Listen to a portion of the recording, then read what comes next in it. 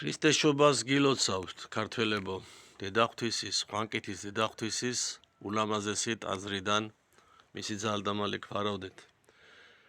ქრისტეშობის მალე გვარავდეთ, ჩემო ძვირფასო ქართველებო, მიუხედავად თქვენი შეხედულებისა, მიუხედავად გემოვნებისა, თუ ასე და ასე შემდგომ.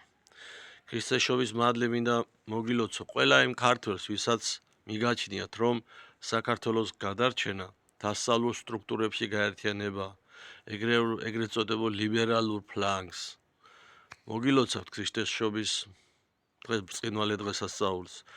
დაგლოცავდით, ჩემო კარგებო, რომ ქრისტეშობის მადლმა თქვენ სულსა და გულში ისე შემოაღწიოს, რომ გაგეთავისოთ, რომ არავინ არსად არ გვხებულობს, რომ საქართველოს გადარჩენა მხოლოდ ჩვენს ერთობაშია, ჩემსა და შენს ერთობაშია საქართველოსთვის.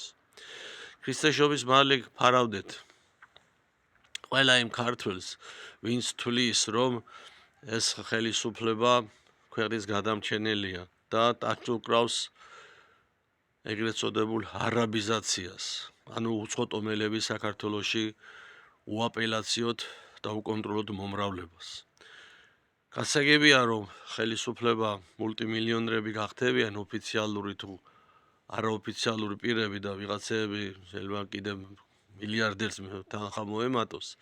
გასაგებია, მაგრამ შენ რიგითო ქართველო, რომელსაც ხელი გადაწყაული მიგრანტების საქართველოში შემოყვანის გამო ტაშის დაკვრაში, თუ ვერ ფიქრობ იმას და ქრისტეშობის მადლით ყოფილიყოს შენი გონება განათებული ისე რომ დაგენახოს ის საფრთხე, რაც ემუქრება მე და შენ ორივეს ერთად და ჩვენ შვილებს, ჩემ შვილებს და შენ შვილებს და ერთობით დამდგარიყავით საქართველოს სიყვარულში.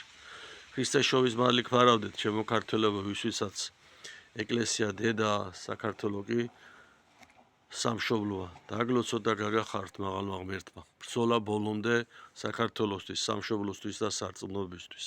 ჩვენი გამარჯვება გარდაუვალია, ჩვენი ერთობაც გარდაუვალია, ჩემო ქართველებო. ქრისტეშობის მადლი გვფარავდეს ყველას.